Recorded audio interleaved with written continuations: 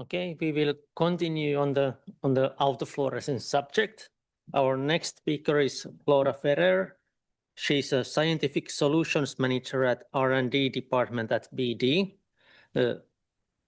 Before that, she was the Hugh Green Cytometry Center high dimensional cytometry specialist, and then in 2020 became the Flow Core manager. She's been involved in many different clinical and fundamental research projects, and she's published several protocols and papers about the use of spectral flow cytometry, and she's delivered numerous workshops about the panel design, panel optimization, and autofluorescence. She's also an ISAC SRL emerging leader, and it's our pleasure to have her present today. Thank you.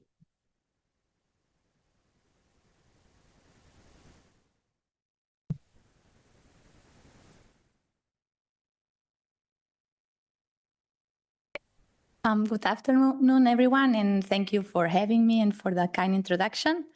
So yes, today I'm here to talk about autofluorescence. It was great that Rui gave an amazing introduction of everything I'm going to be talking to you about. But the autofluorescence is one of my favorite topics. And yeah, the question is it a hidden ally or is it a silent saboteur? What do you think?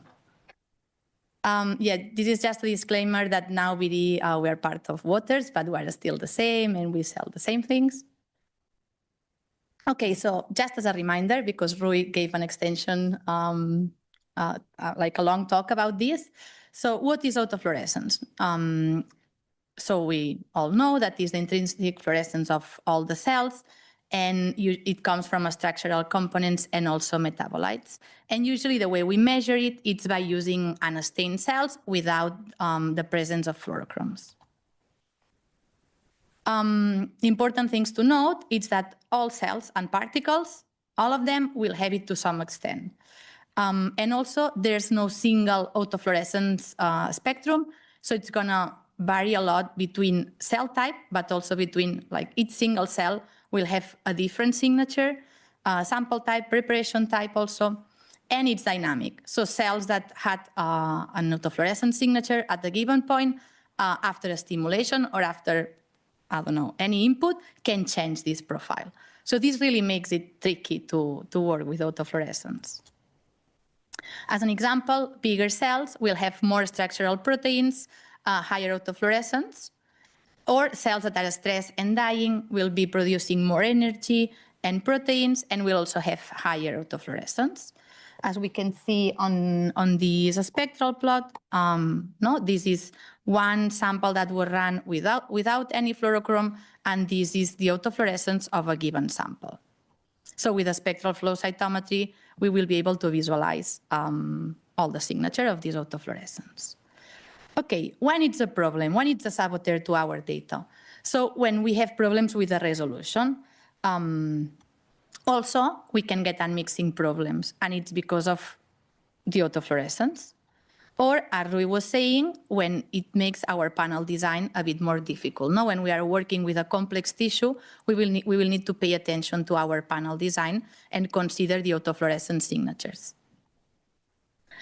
Okay, another moment that it can be a problem, Anna also talked about it, is when matching the autofluorescence of the positive and the single stain control. In this example, I'm showing the signature of AF700 on cells, and as you can see here, there's like some emission in this UV from the UV laser. If we have a look at the negative cells, they actually also have this signal here. Now, if we look at the raw data, this signal here is also on the negatives. So this is because it's autofluorescence. So in order for the algorithm to get the good control for the unmixing, we need to use the well match of the positive and the negative. Now that would be this green signal here. This is the normalized signature of AF700. If we have a look at what would happen with the unmixing when we use the wrong negative, we get on this population here, this is the signature, and we unmix. And look at how many unmixing issues are we getting. Well, when we place the gate on the correct negative, I mean, not the correct, the match one, from the positive, this is how the unmixing look like. So autofluorescence can be a problem on our single stains, but the solution is to well match it with the autofluorescence of the positive with the negative. So if we use beads for both cells, cells for both, and not only cells. If it's a lymphocyte marker, we try to place the gate around lymphocyte because the signature will be different to lymphocytes or granulocytes. Okay, let's talk a bit about subtracting autofluorescence and mixing. What's the correct word not to use? So in this first image, I'm showing how it would look a plot without handling autofluorescence, not just running it through the cytometer. So dyes that have a high overlap with autofluorescence probably are going to give us this high background. And this is autofluorescence signal that didn't get accounted for. And this is why this population is placed here. We can subtract autofluorescence. But if we subtract autofluorescence, this means that we are subtracting the median autofluorescence of the raw data. And this will translate into that some cells will be fine, will be located in the middle, so it would be the correct extraction.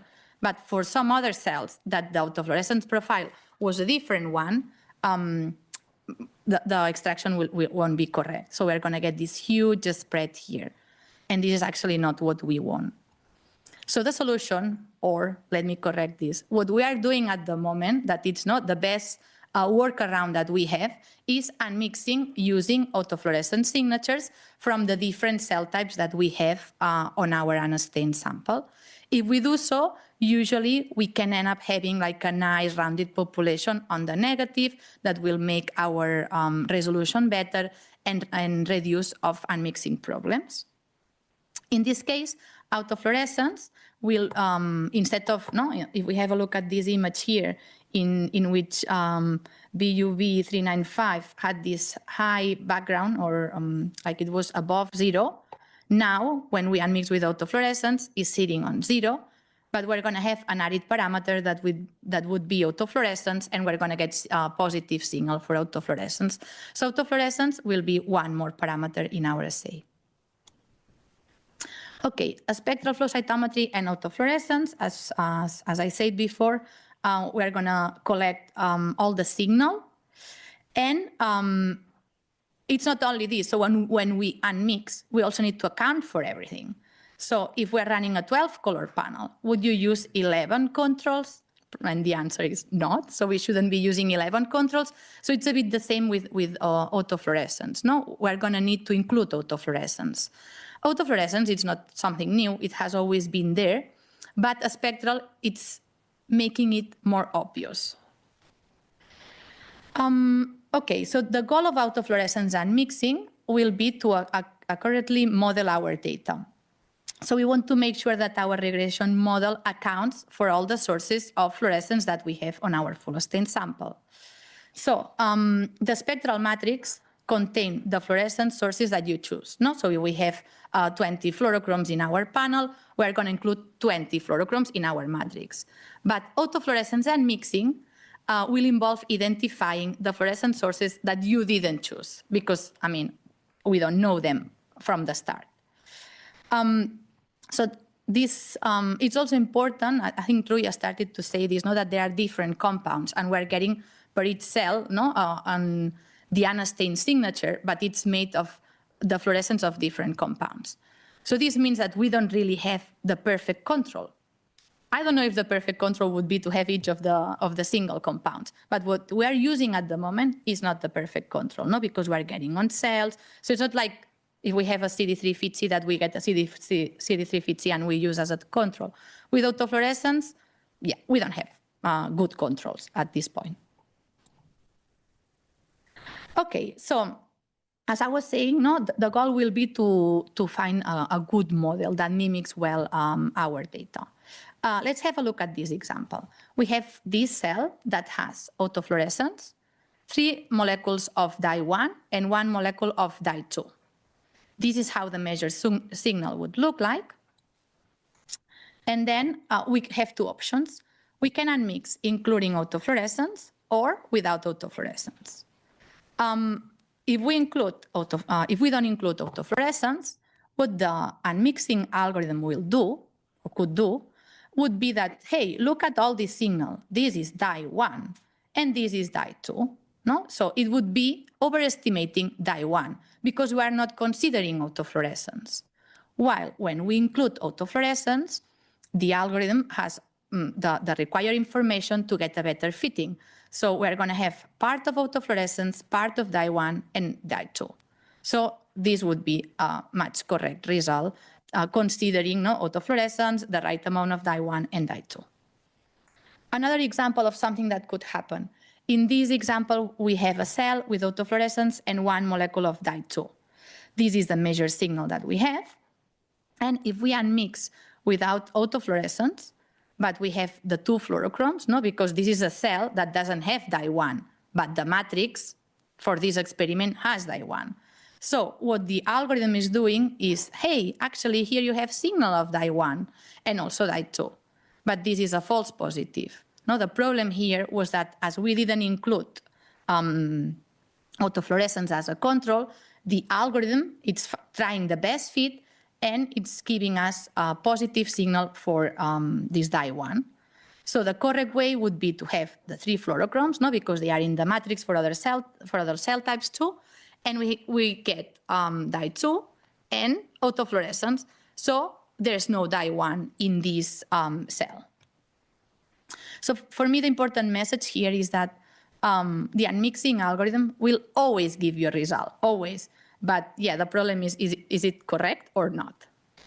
I'll show you now one example to a little bit better understand this concept, but with real data. These are beads, and this is a 3-color panel with autofluorescence, beads autofluorescence. So we have single stain controls for PCP, PerCP, and autofluorescence, and this is how the example looks like when we unmix them using this matrix. But now we're going to use, or we're going to include in the full stain APC, okay? So we're going to have in the full stain the FitCP, PerCP, autofluorescence, and also APC staining. But I won't use APC as a single stain. What's going to happen? Okay, so we're getting this new PerCP population.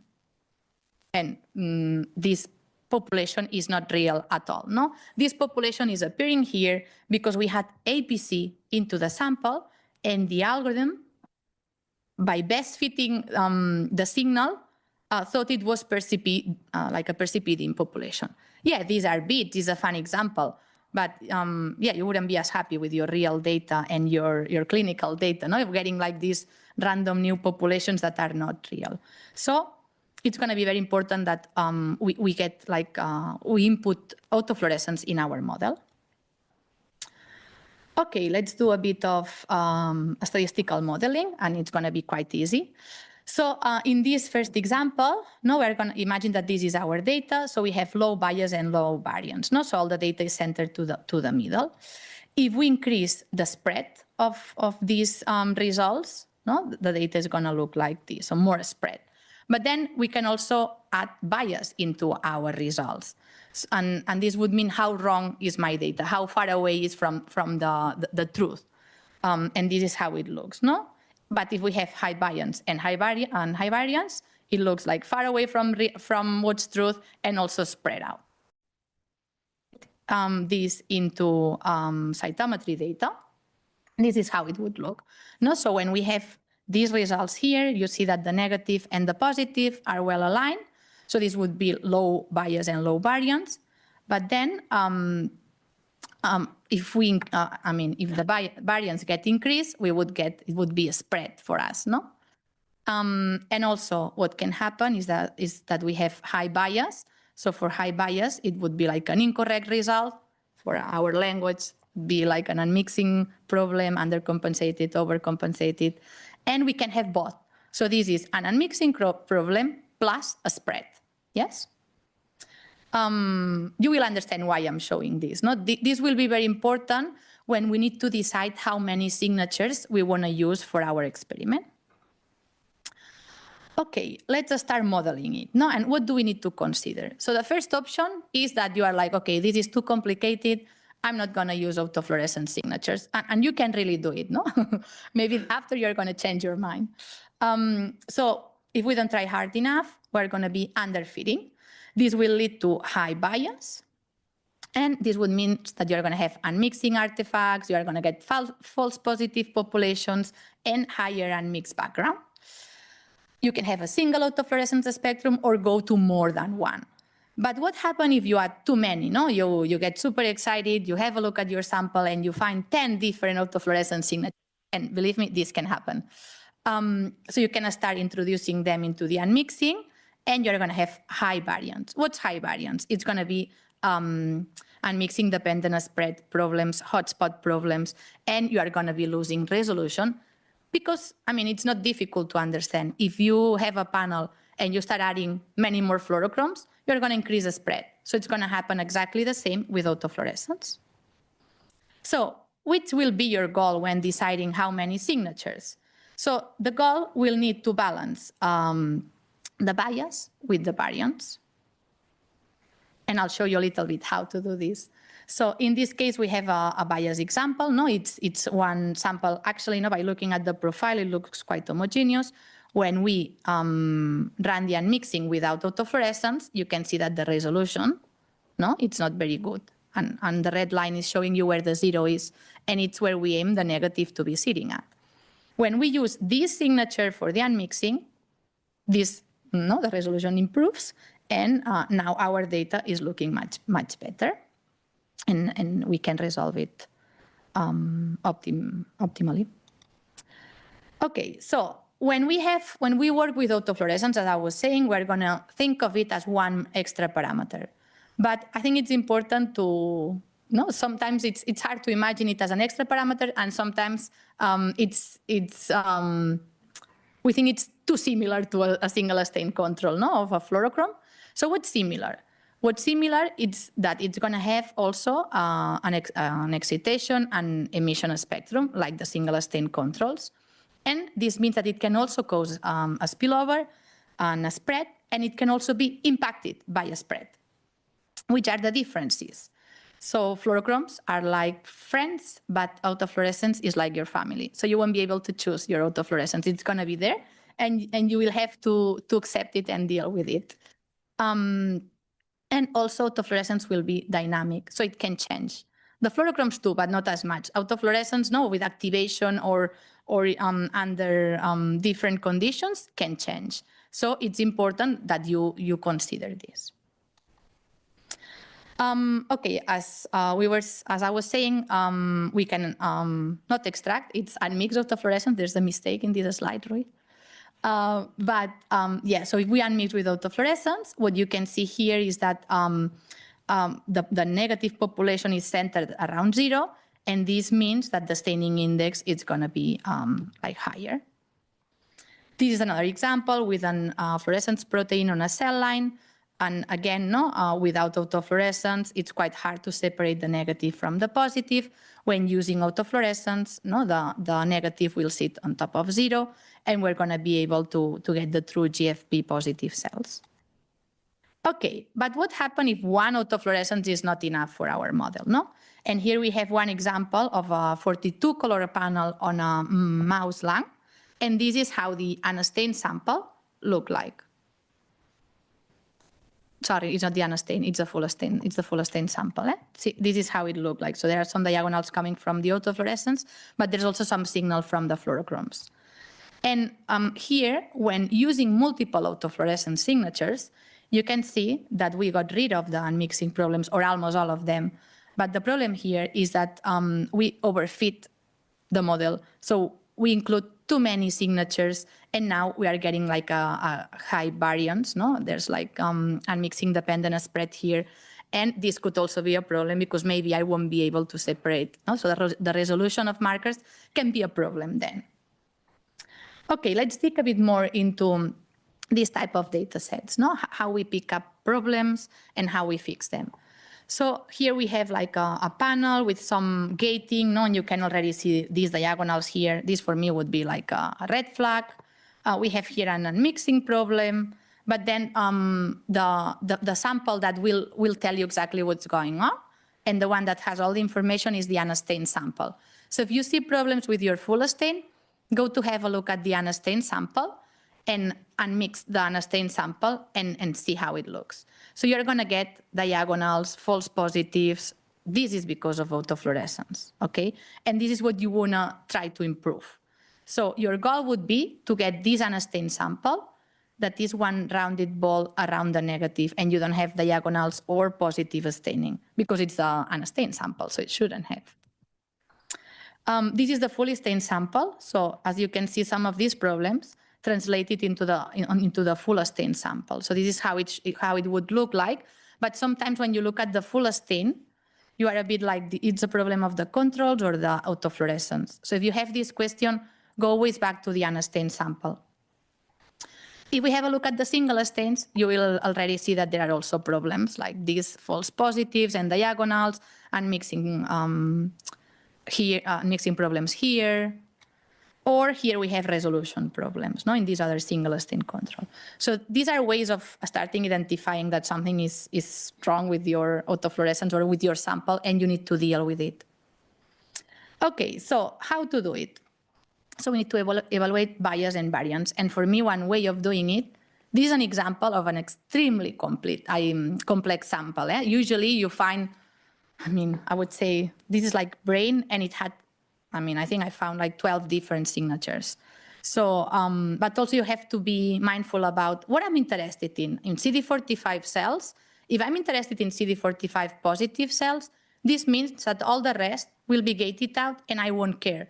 So I won't consider these signatures. And this is also for PBMCs. If you are working with PBMCs and you're only interested in lymphocytes, you need to consider if monocytes have different signatures, because you will exclude them. So here in this table, I'm showing the process I would follow, like, okay, let's unmix without autofluorescence. And this is how the data look like. Let's unmix with 1, and this is how it looks. With 2, in this case, 1 and 3, the ones I made, this. So you keep making iterations until you find one that is the best option you have. In this case, for me, the best choice was this one, because it's the one that the population looks nicer, like sitting close to 0. And yeah, I got rid of as much diagonal lines as possible. But yeah, if you check what happens if I continue going forward, we reach a point that we start getting unmixing dependent spread. And the condition number goes from 19 to 113.2. So this is what you don't want, that you continue adding autofluorescent signatures until you start getting mixing dependent spread problems, more spread. So for this example, we decided to use 4 signatures, and this is how the unstained look like. And now, I'll tell you a bit about unmixing dependent spread. This has to do with the hotspot matrix that was made available by Peter Mage. And I think it's very useful so it has been designed mainly for panel design, but now I think it's very useful for autofluorescence and deciding which signatures to use. So what's the unmixing dependent spread, and how we can check it? So we have one example. This would be unmixing dependent spread. And the way of seeing that it's this, it's, for example, by this is a 25 color panel. So if we overlay the matrix of these 25 colors and autofluorescence, this is how the data looks like. While if I use a bigger matrix with more colors, this is what happened, So as more fluorochromes we include, as worse it gets. But it's not, so the data is exactly the same. It's the mathematics that we apply into the data, the unmixing. Another example here is exactly the same, but the spread on the positive. If we apply the 25 color matrix on a 25 color panel, this is how it looked like, but exactly the same data on a 40 color matrix, we get a spread. Or this is also very common from the unmixing dependent spread, this tilted double negative. And it has to do, again, with these maths that come from the unmixing of using fluorochromes or autofluorescence that is too similar between them. Okay. So just to have a look at how the matrix work, so here is how it would look, and we can, so it's semi-quantitatively, so it means that it transfers well to the numbers to the reality of the data that we're gonna get. So here we have hotspots, and this one, the values here will be lower than the ones here. So if we have a look at the data, we can see that there's some unmixing dependent spread. While if we have a look at these high red values, the problems will be like bigger, no? So the spread, there's much more spread in these fluorochromes. So why I talk about the hotspot matrix? As said, I think it's very important for the autofluorescence workflow, because if we start including autofluorescence signatures into our panel, we can be damaging the resolution of our fluorochromes. In this example, the one I was showing about the brain data, you can see that as more autofluorescence signatures I add, yeah, it's creating hotspots between autofluorescence. But this is not really a problem for this experiment, because I'm not gonna use the autofluorescence as a negative and positive. What I wanna make sure is that by adding these autofluorescence signatures, I'm not making my panel worse. So if you look inside the blue square, you can see that I'm not really making my panel worse. So this means that I can use these 4 signatures for this panel. And this is how the data look like before and after. So you can see that some unmixing problems that were here, diagonals, almost disappear with the autofluorescence unmixing. Okay, here another example that I think I'm going to skip because I'm running a bit late. Okay, another. This is a T cell panel. And actually, no, when I ran this T cell panel that we published, I was a bit surprised because for me, T cells have an homogeneous pattern and it's quite low. But I was getting this diagonal here that is an unmixing problem that comes from autofluorescence. So the first thing we did was to unmix using 1 autofluorescence signature, and we got exactly the same problems. So when we had a look at the unstained sample, we realized that lymphocytes can actually have different signatures. And this can happen if we are stimulating cells. So if your protocol involves stimulating cells, you can get different profiles. So lymphocytes that were activated and unactivated. As soon as we use these 2 signatures for the unmixing looked completely fine. Okay, just a couple of practical tips of how this would work. No? So we get the unstained sample. We need to have a look at the autofluorescence. Usually we can find an homogeneous profile or heterogeneous. In the case of homogeneous, you can try without first, but usually you're going to need 1 autofluorescence signature. Always make sure that if you include it, it makes your results better and not worse. Or if you have heterogeneous autofluorescence, probably you will need multiple signatures. The expected outcome that you are looking forward to is get better resolution and get rid of unmixing issues. Okay, so some take-home messages is that autofluorescence will always be present. So it's something that comes with your cells and it doesn't have to do anything with your instrument. In a spectral flow cytometry, we unmix. We don't simply subtract it. Single stain controls must have the correct match of the negative and positive. And yeah, we need to be careful with the software because the autofluorescence doesn't really have a negative. No? So a single stain has a positive and a negative that is the autofluorescence. The autofluorescence has no negative. So just be careful of the software you use to see how it deals with this, I don't know, system background or, I don't know, the true zero would be. And autofluorescence unmixing will have the most impact on when using cells that have lots of autofluorescence or when using fluorochromes that overlap with the autofluorescence spectrum. Okay, so now we've seen when the autofluorescence can be a saboteur on your data, but also how you can turn it a bit into something good, no? Or something that I mean, you can resolve your experiment and get good data out of it. But what if I tell you that autofluorescence can also be a great thing and can be adding biological information to your data? I have 4 examples. I'll go through them quite fast because it's more a matter of giving some ideas of why it can be great. But here is one example of Nicole Poulton about phytoplankton.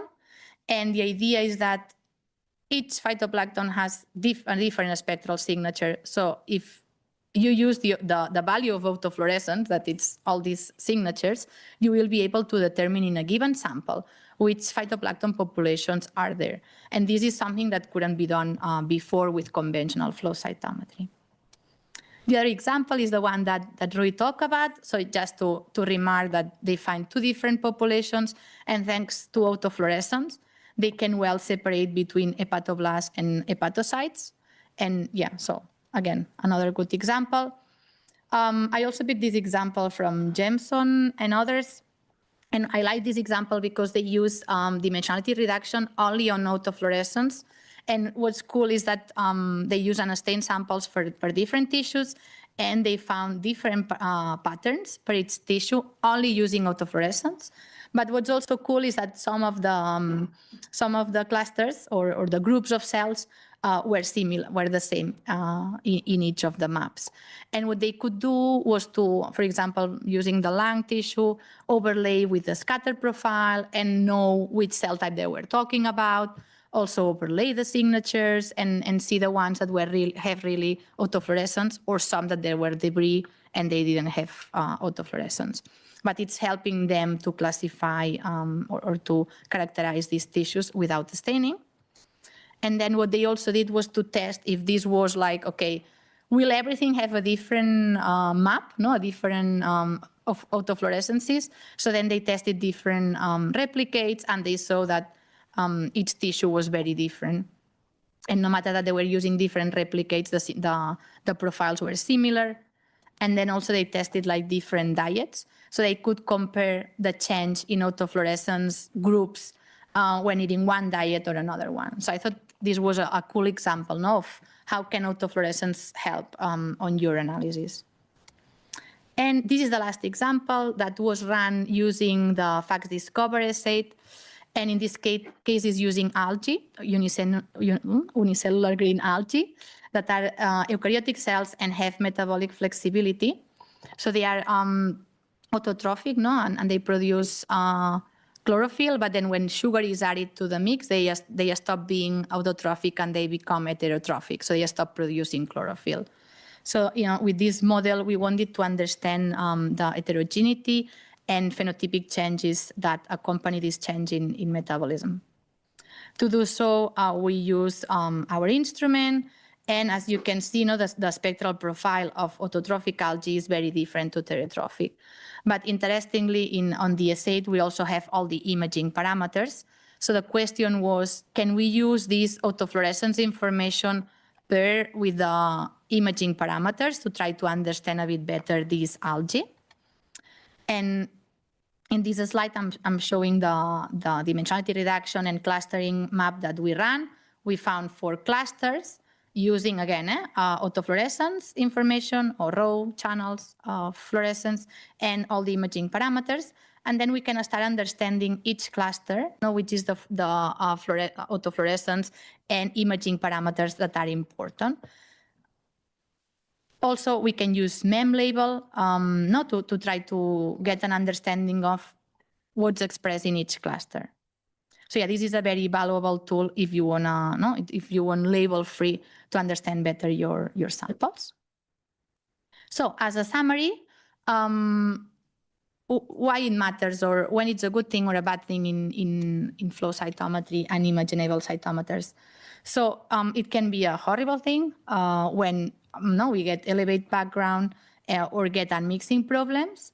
Also, we need to be careful because it's going to vary between cell states and sample prep. And if we don't manage it, we are going to get a distortion of the quantification of our results. But it can also be a good thing for us. So we can use it as an unmixed parameter, that it's going to fix all the problems we had before. It can provide intrinsic biological information, or even more, it can support label-free phenotyping. Just to have one look to the future, I would like to show this paper from Oliver that I think, it's getting closer to what we are going to be using. So the idea of this paper, or he was discussing, was that, okay, this is what we are getting at this point. But if we try to do the unmixing per cell, imagine that each cell has an autofluorescence and we can create a matrix per each cell. Would we fix this problem of the unmixing dependent spread? So yeah, this paper goes in this line, and I think that maybe the future will go in this direction. But yeah, we'll see how it goes. Thank you for your time, and I'm happy to take questions.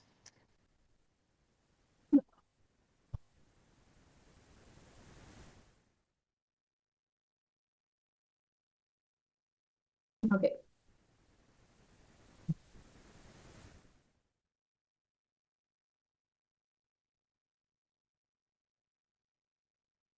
I have a question from YouTube.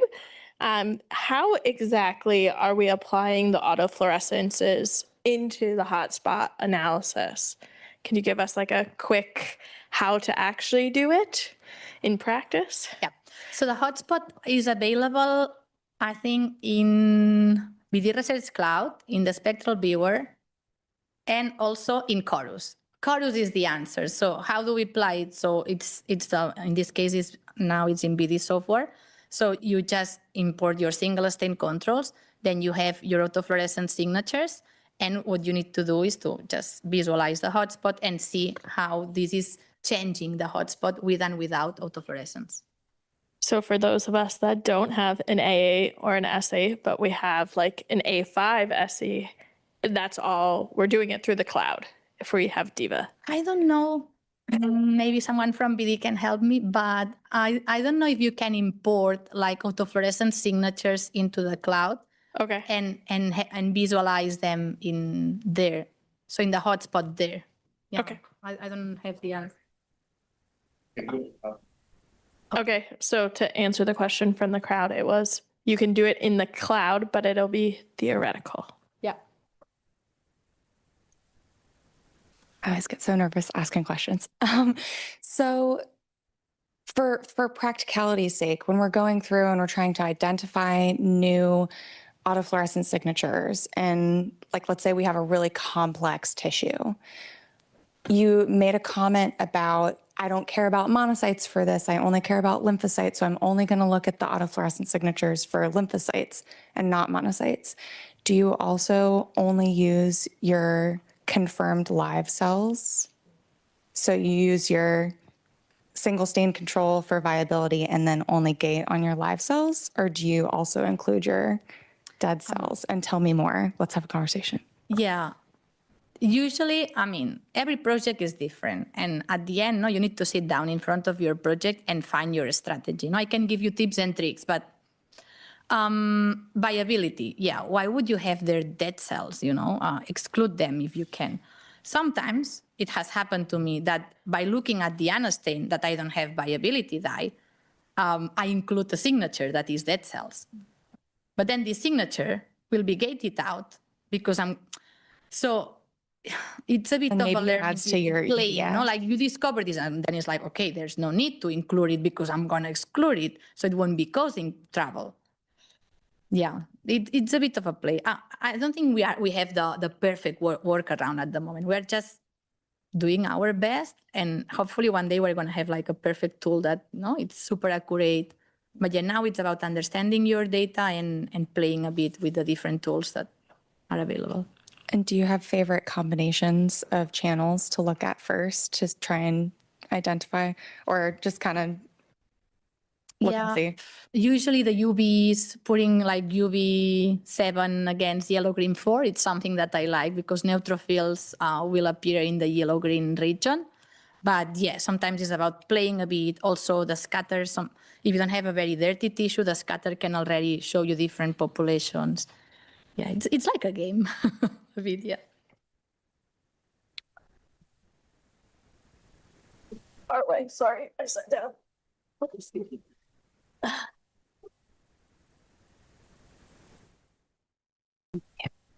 Hi, thank you for your talk. Another kind of more of a on the practical side, if you have for example, tissue that you want to characterize and you're choosing markers for different cell types, you say, okay, if you have, you want to put in the autofluorescence of B cells, for example, in the unmixing situation.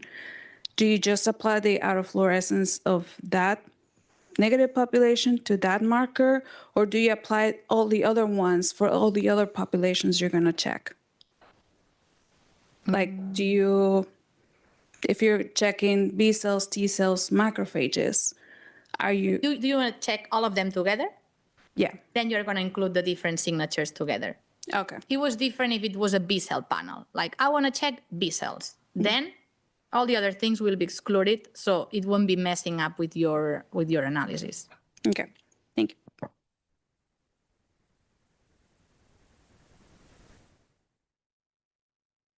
You have to flip the on switch. No. Sorry.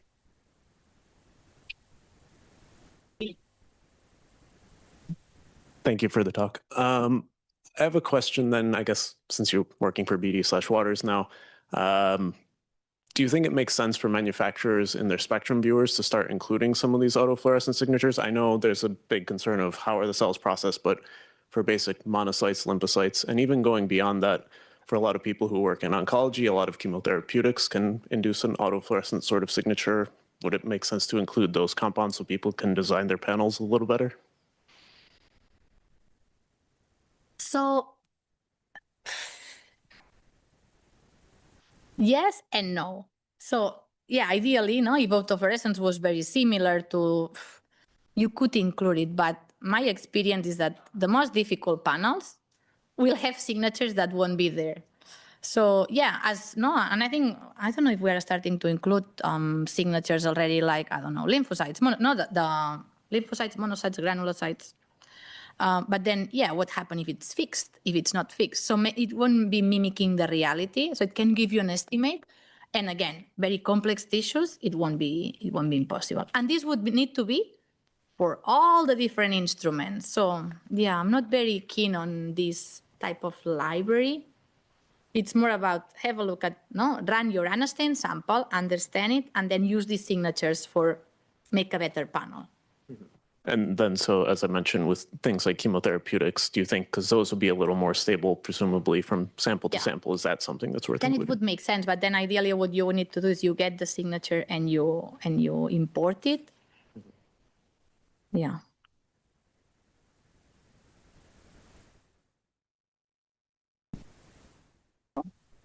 Anyone else? I'll be here. Thank you.